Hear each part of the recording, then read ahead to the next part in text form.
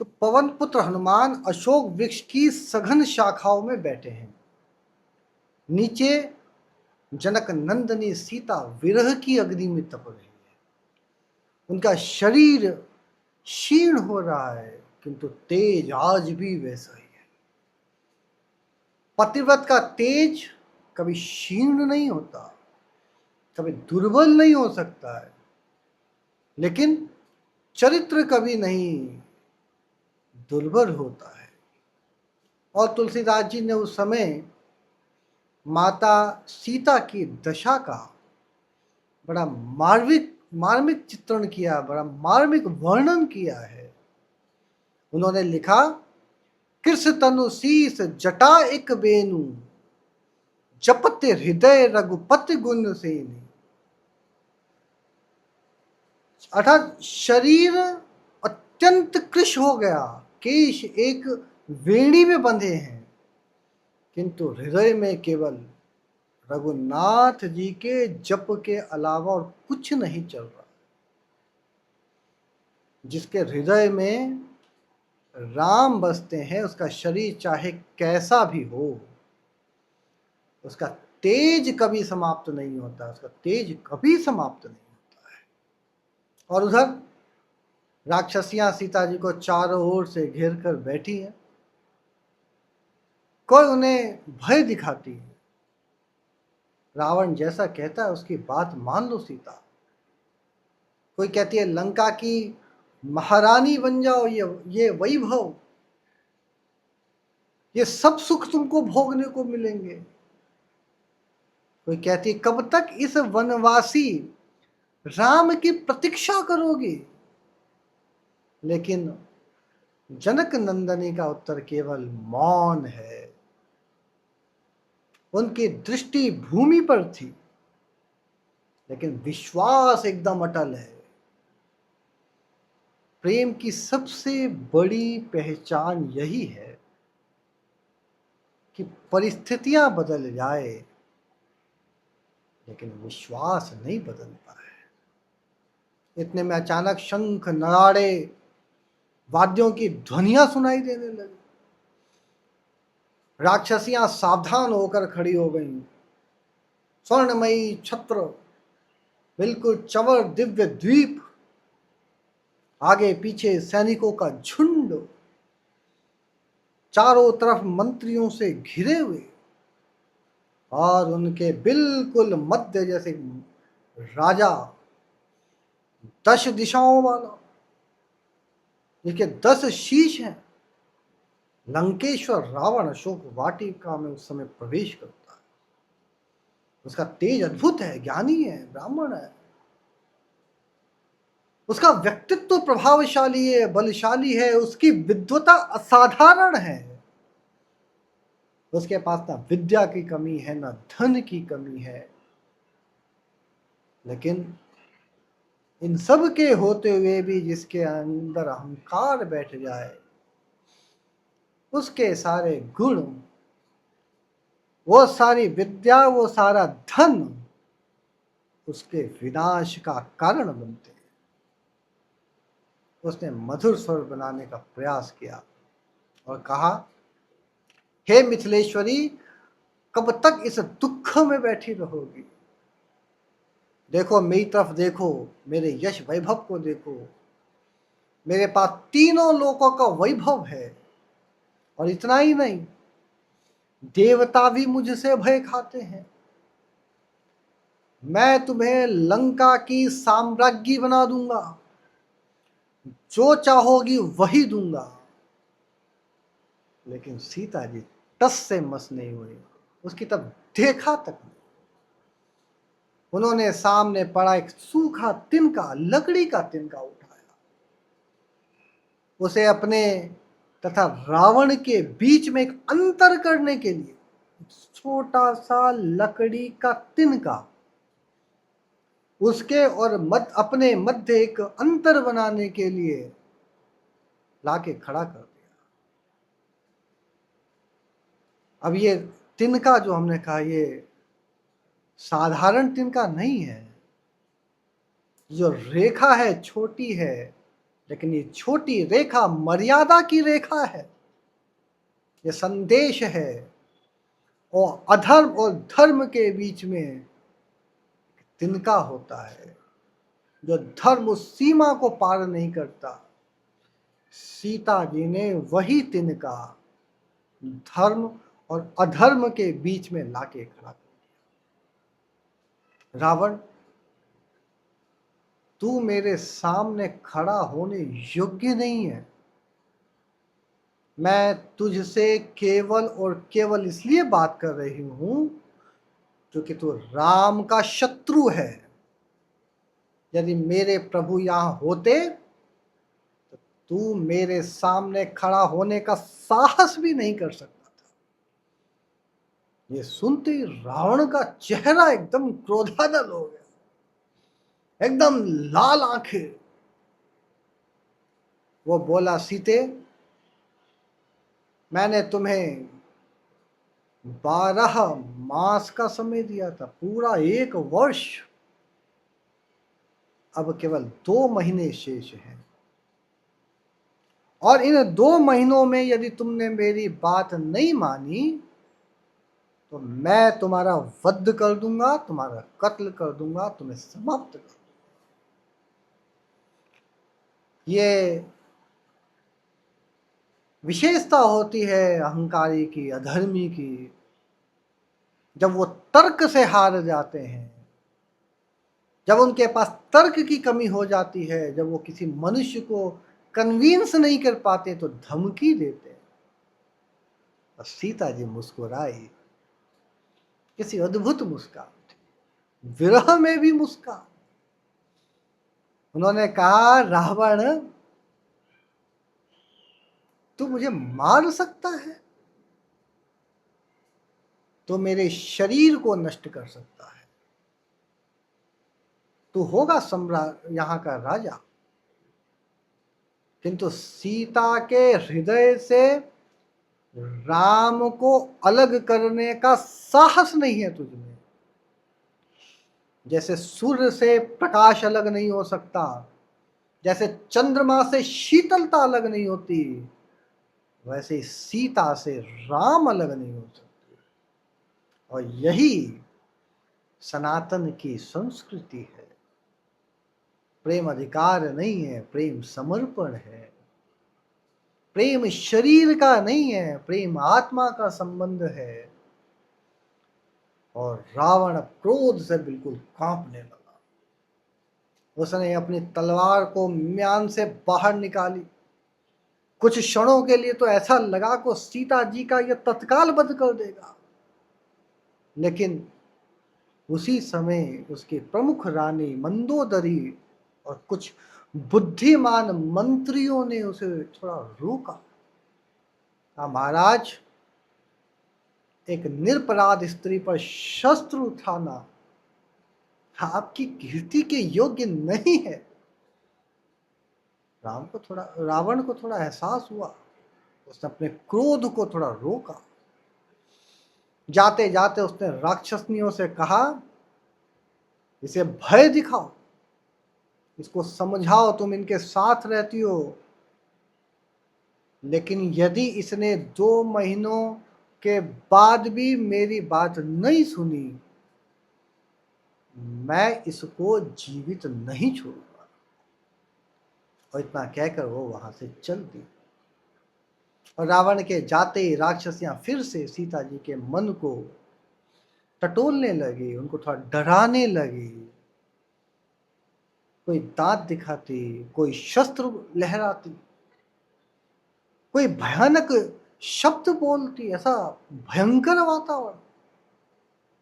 और उसी समय वहां एक अनुभवी राक्षसी आई, और उस अनुभवी राक्षसी का नाम है त्रिजटा। अधर्म के घर में भी अधर्म के घर में भी कभी कभी धर्म का दीपक जलता है। और त्रिजटा ने सबको रोकते हुए कहा, तुम मूर्ख हो, तुम नहीं जानती हो आज प्रातः काल मैंने क्या स्वप्न देखा। अचानक सभी राक्षसियों में जिज्ञासा पैदा हुई, क्या देखा है? सबका मुख त्रिजटा की ओर। त्रिजटा बोली, मैंने प्रातः काल जो स्वप्न देखा है, और प्रातः काल का स्वप्न झूठा नहीं होता है। एक वानर पूरी लंका को जला रहा है। रावण गधे पर बैठकर दक्षिण दिशा की ओर जा रहा है, और विभीषण को लंका का राजा बनाया जा रहा है, और श्री राम सीता को अपने साथ वापिस लेकर जा रहे हैं। ये सुनते ही सभी राक्षसनियों के चेहरों का रंग सहसा उड़ सा गया। त्रिजटा ने कहा, यदि अपना कल्याण चाहती हो तो जनक नंदनी के चरणों में गिर जाओ, इनका अपमान मत करो। समय बदलने वाला है, राज बदलने वाला है, धर्म का सूर्योदय होने वाला है। उसके प्रकाश की किरणें लंका में आने वाली हैं, और त्रिजटा का स्वप्न उसी प्रकाश की पहली किरण थी जो वहां पर अद्भुत वातावरण बनने वाला था। राक्षसियां धीरे धीरे वहां से हट गई। अब अशोक वाटिका में गहरा मौन सा छा गया। सीता जी बिल्कुल अकेली बैठी थी, उनकी आंखों से अश्रुधारा बह रही। उन्होंने आकाश की ओर देखा और कहा, हे प्रभु, यदि 1 मास के भीतर आप नहीं आए तो ये सीता अपना शरीर त्याग दी। ये सुनकर अशोक वृक्ष पर बैठे पवन सुत हनुमान जी घबरा गए। उनकी अश्रुधारा, उनकी आंखों से आंसू बहने लगे। उन्होंने मनी मन में कहा, अब विलंब उचित नहीं है, और मैंने सीता माँ को यदि अपना परिचय नहीं दिया तो हो सकता है माँ सीता कोई कठोर निर्णय ले ले।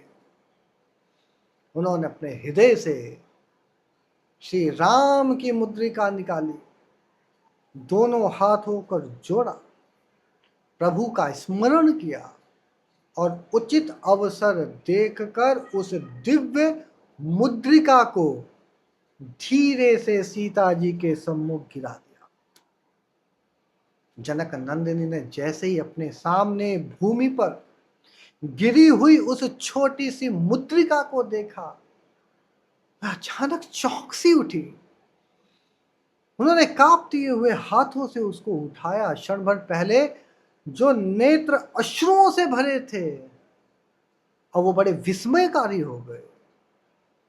उन्होंने मुद्रिका को बड़ा उलट पुलट करके देखा। उस पर, उस मुद्रिका के ऊपर जो अंकित था वो था राम। उस मुद्रिका को पहचान ली। इतना देखना था कि उनके शरीर में जैसे किसी मृत व्यक्ति के शरीर में प्राणों का संचार हो जाता है, ऐसे प्राणों का संचार हो गया। वे उस अंगूठी को अपने नेत्रों से लगाने लगे। कभी उसे मस्तक से लगाया, हृदय से लगाया। उनकी आंखों से अश्रु अब भी बह रहे थे, किंतु ये अश्रु विरह के नहीं है, ये अश्रु आशा के हैं। ये बार बार कहने लगी, ये मेरे प्रभु की मुद्रिका है।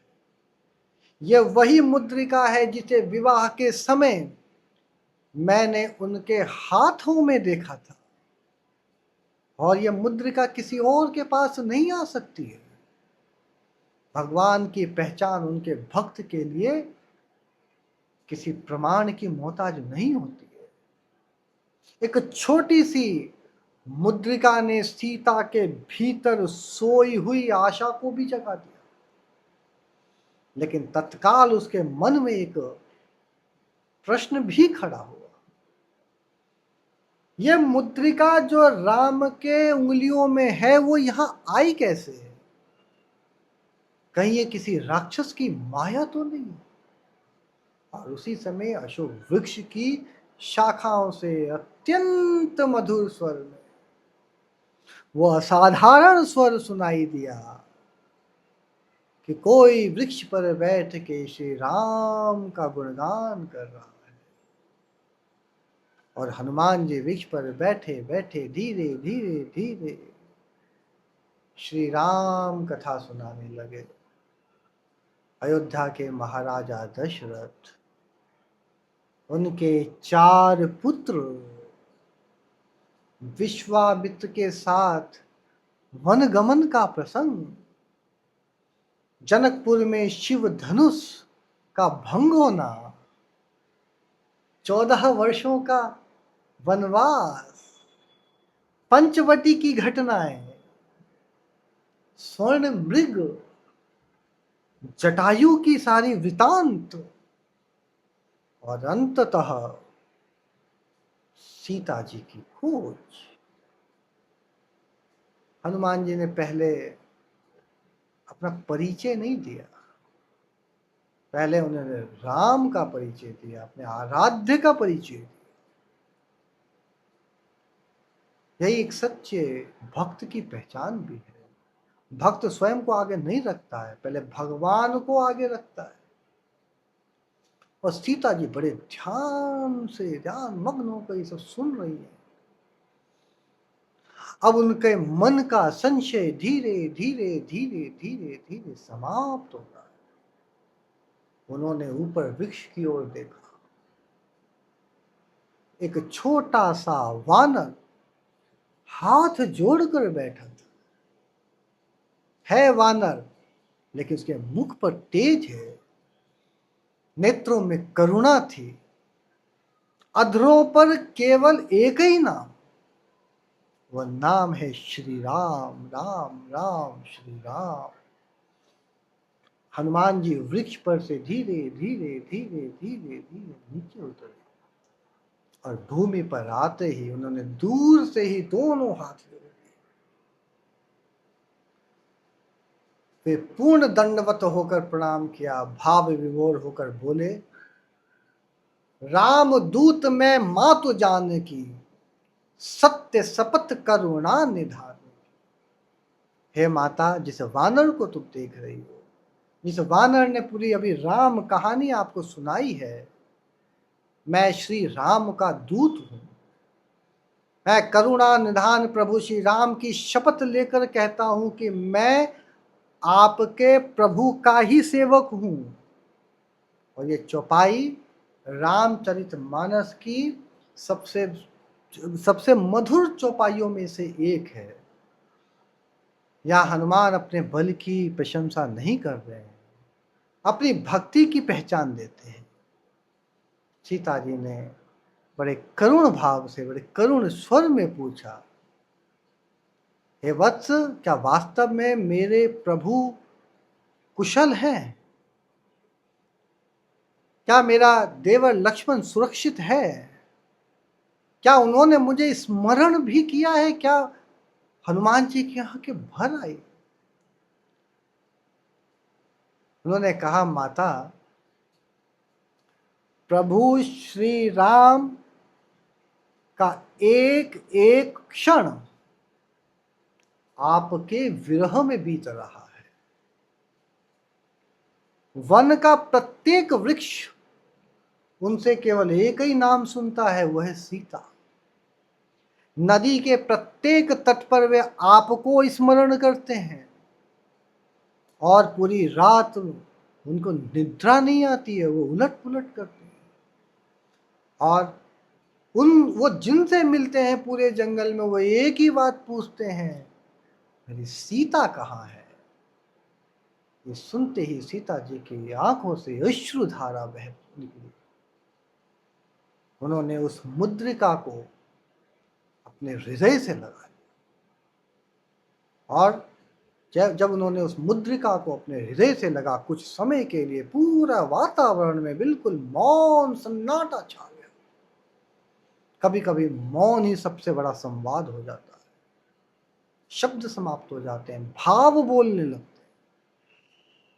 कुछ देर के बाद हनुमान जी ने कहा, माता, यदि आप आज्ञा दें तो मैं अभी इसी क्षण आपको अपने कंधे पर बिठाकर समुद्र पार ले चलूं।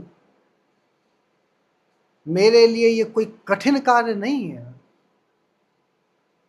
तो माता सीता ने देखा एक छोटा सा बानर और इतनी बड़ी बातें कर रहा है कि शायद ये भावावेश होगा, शायद भावुक होगा। इसे नहीं पता कि लंका के राक्षस कितने भयानक हैं, किस प्रकार के राक्षसों की यहां पर व्यूह रचना है। तो सीता जी ने पूछा, तुम बहुत छोटे हो, कैसे इतना बड़ा काम करोगे? ये सुनते ही हनुमान जी ने अपना विराट स्वरूप प्रकट किया। उनका शरीर पुनः पर्वत के समान विशाल होता चला गया है। भुजाएं वज्र के समान बलशाली दिखाई देने लगी।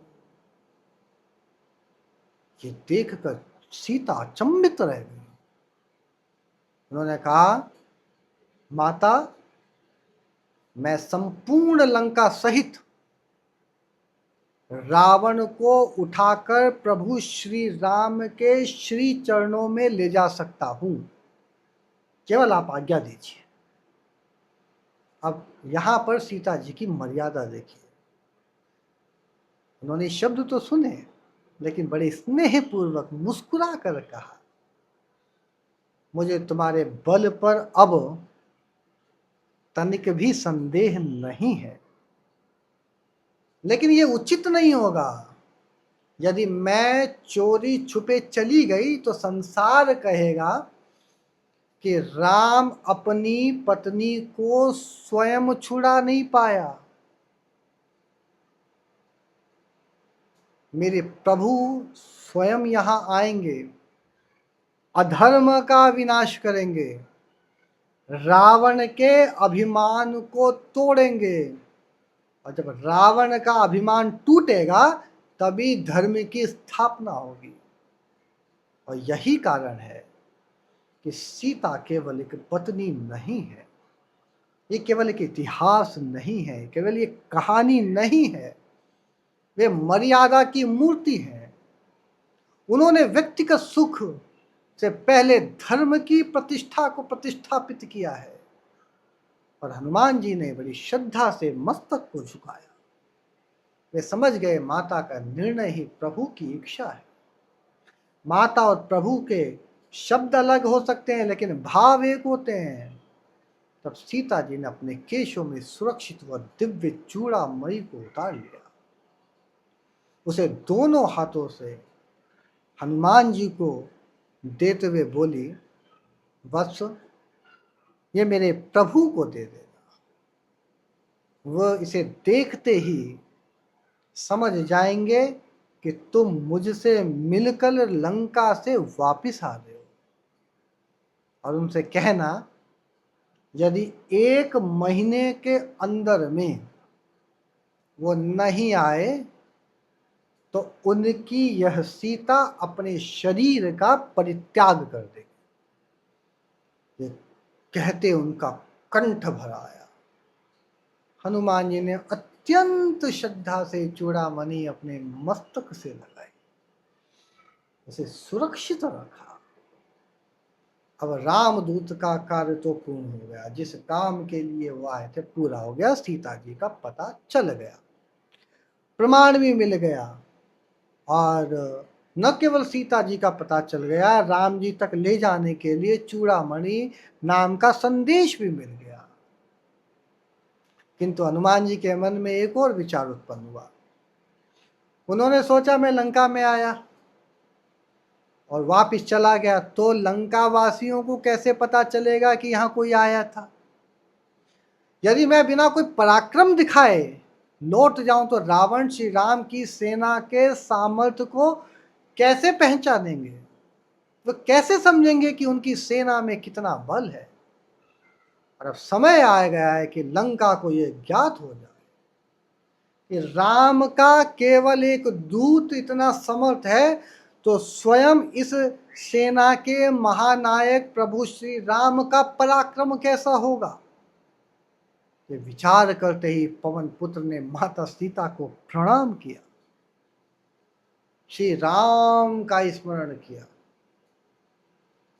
और अशोक वाटिका की ओर धीरे धीरे धीरे धीरे अपने कदमों को बढ़ा दिया। और अब इसके बाद आरंभ होने वाला था वो प्रसंग जिससे संपूर्ण स्वर्णमयी लंका कांप उठेगी। माता सीता के चरणों में बार बार प्रणाम करके पवन पुत्र हनुमान अशोक वाटिका से नीचे उतरे। उनके हृदय में करुणा और पराक्रम था।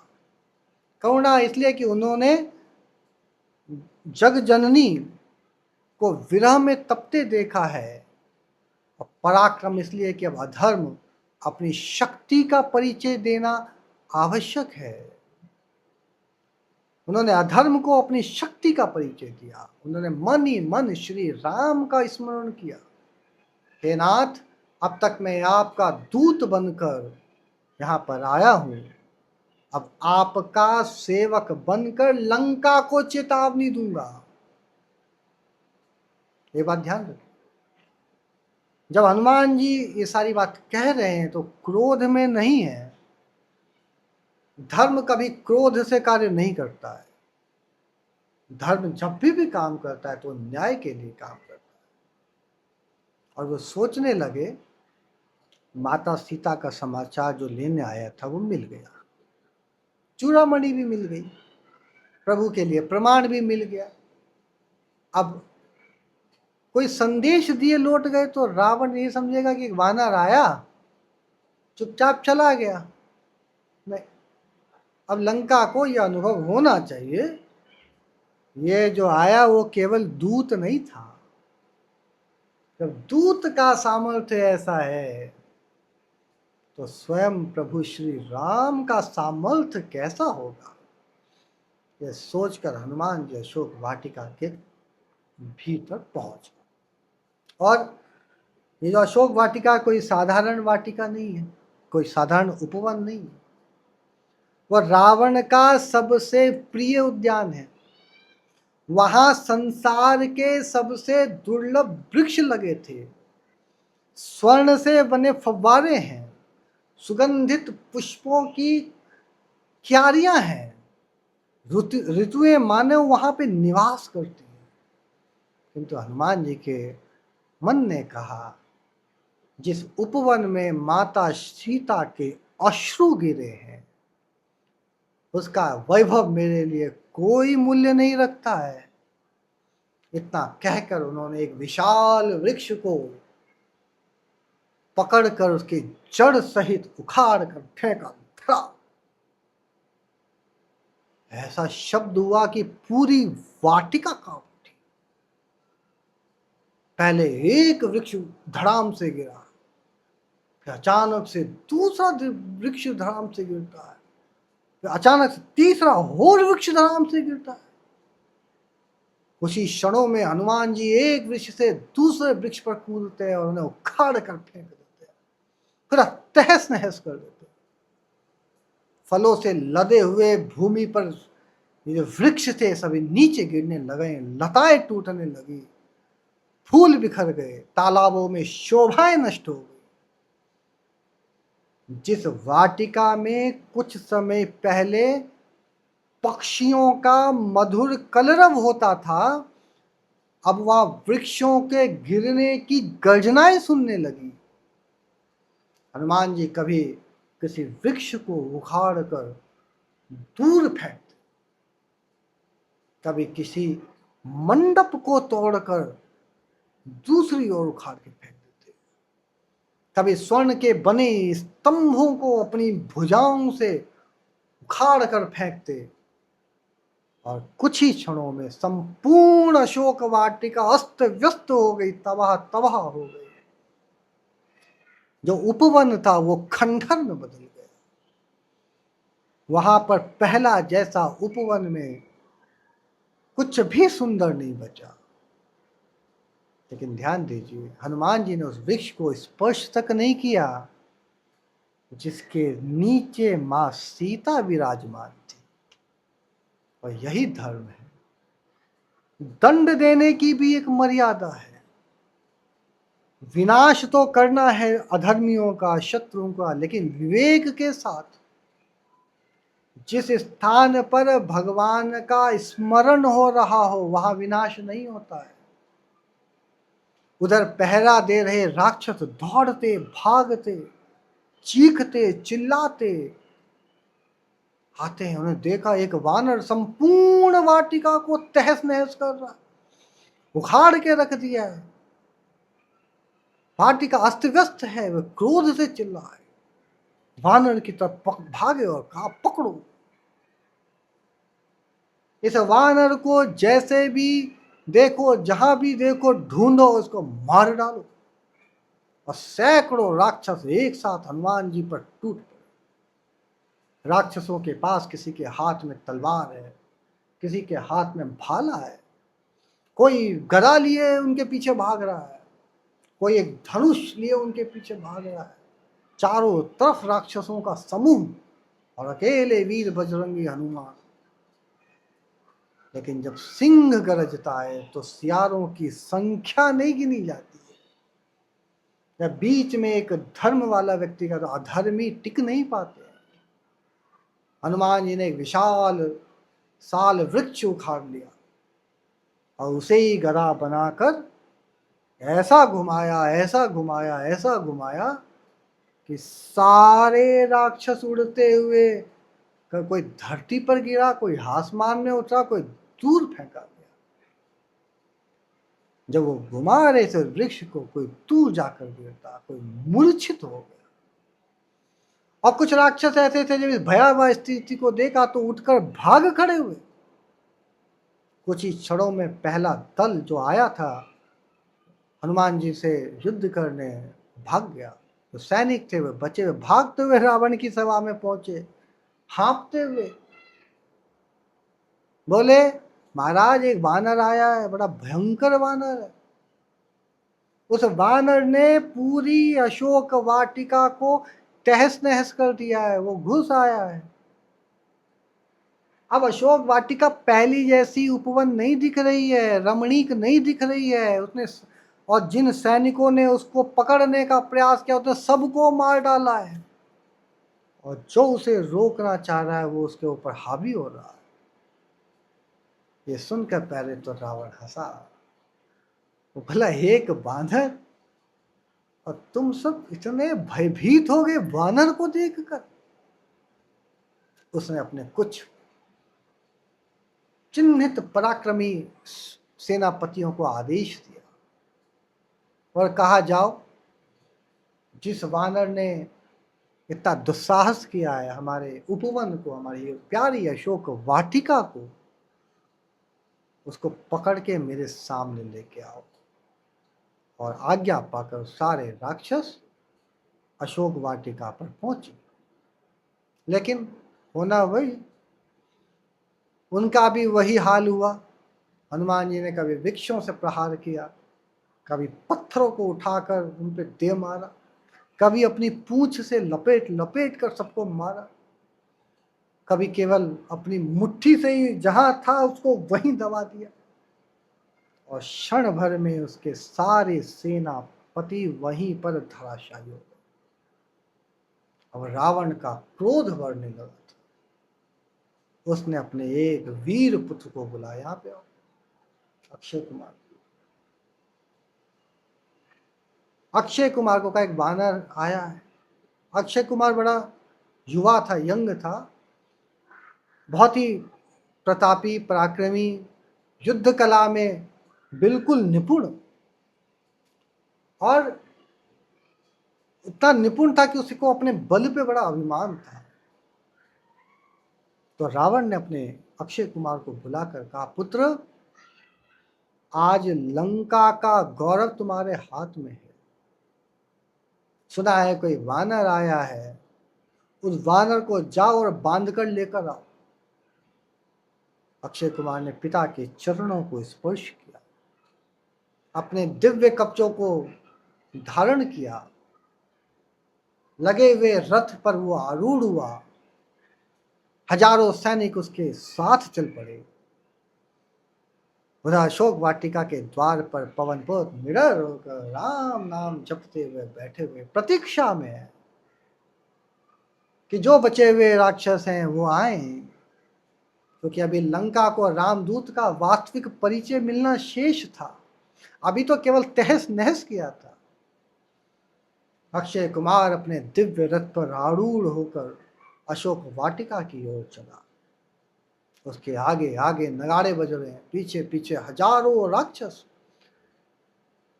उसके पीछे पीछे हजारों राक्षस सैनिकों का दल चल रहा है। उसके हाथ में दिव्य धनुष है, तस्कर है, बाण है, बिल्कुल सुशक्ति।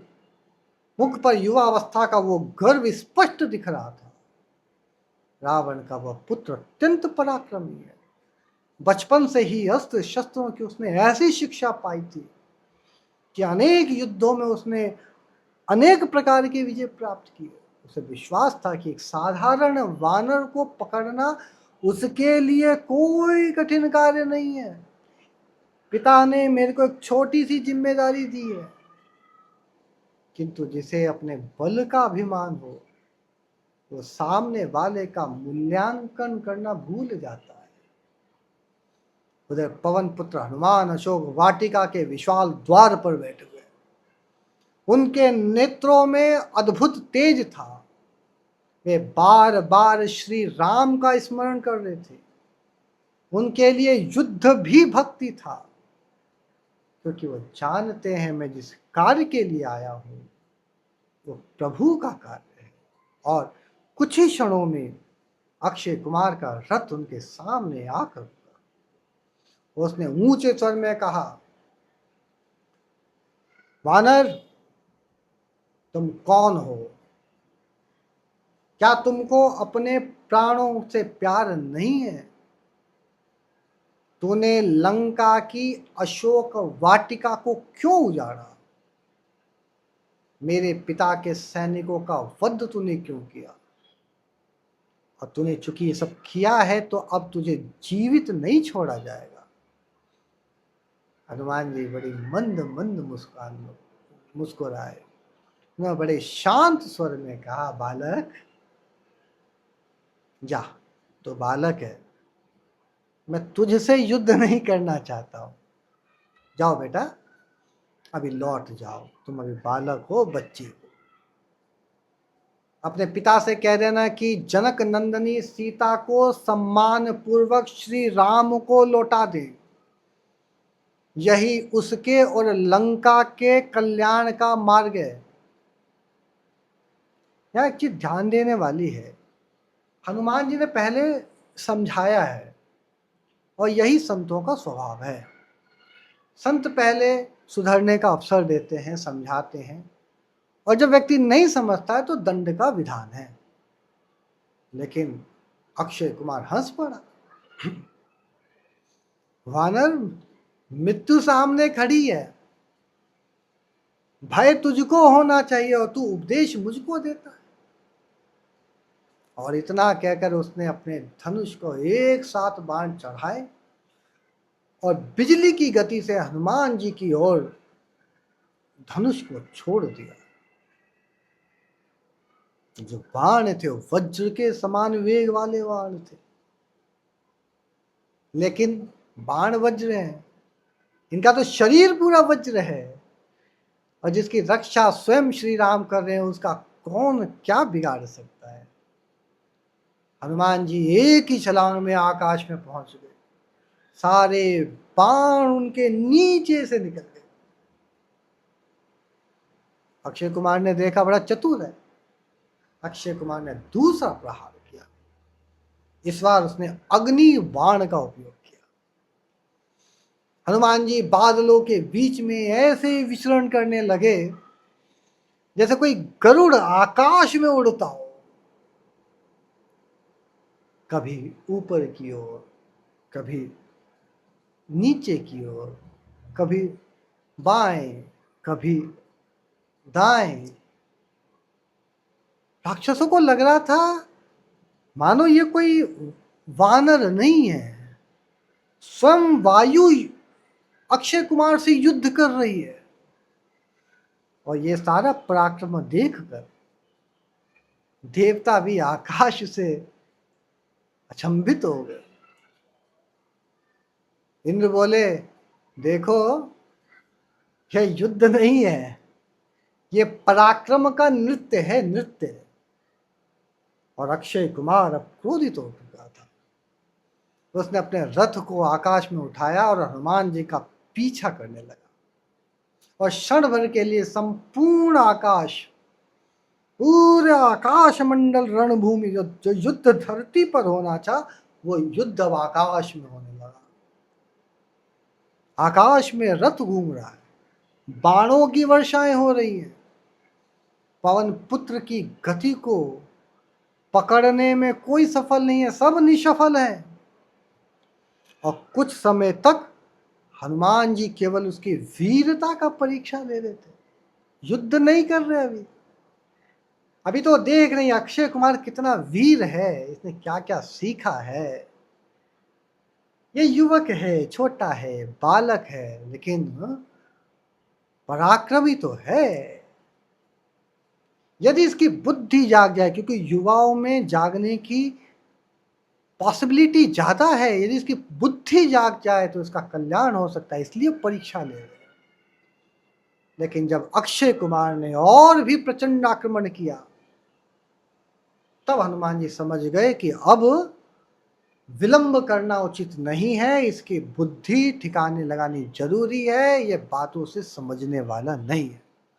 और उन्होंने एक ही छलांग में उसके रथ के समीप पहुंचकर अपने दोनों हाथों से रथ का धुरा पकड़ लिया और क्षण भर में संपूर्ण रथ आकाश में डूब गया। घोड़े छिटकर दूर जा भागे, सारथी भूमि पर गिर पड़ा, रथ के पहिए टूट के इधर उधर बिखर गए। अक्षय कुमार फिर भी नहीं रुका। वह तलवार लेकर हनुमान जी पर टूट पड़ा। युवावस्था को उत्साह है, जोश है। यदि विवेक से जुड़ा होता ये जोश तो वो महान होता, लेकिन ये अहंकार है, और यह अहंकार उसके विनाश का कारण बनता है। हनुमान जी ने उसके साहस की प्रशंसा की है, मन ही मन बोले, ये बालक है, वीर है, अनुभवी है, किंतु अधर्म के रास्ते पर खड़ा हो गया है। और इतना कहकर उन्होंने उसके दोनों चरण पकड़ लिए। एक बार, दो बार, तीन बार उसे आकाश में घुमाया। वो समय दे रहे थे, शायद इसकी बुद्धि काम आ जाए। उसके दोनों चरण पकड़ के आकाश में घुमाया। प्रचंड वेग से भूमि पर जब वो नहीं माना तो पटक दिया, और ऐसा प्रहार हुआ कि संपूर्ण लंका कांप उठी। अक्षय कुमार ने वहीं पर अपने प्राणों को त्याग दिया, और क्षण भर के लिए संपूर्ण अशोक वाटिका में सन्नाटा छा गया। राक्षस सैनिक स्तब्ध रह गए।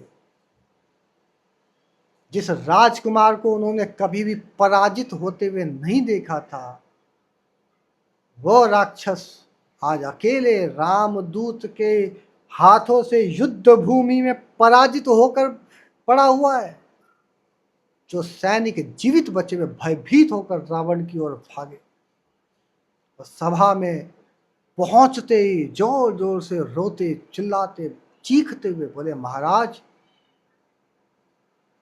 राजकुमार अक्षय कुमार रावण सिंहासन से खड़ा हुआ, क्या बात है, कहो, क्या राजकुमार, क्या अक्षय कुमार। उसकी आंखें एकदम क्रोधानल हो गई, आंखें एकदम लाल हो गई। क्या हुआ है मेरे पुत्र को? सैनिकों की हिम्मत नहीं हो रही है बोलने की।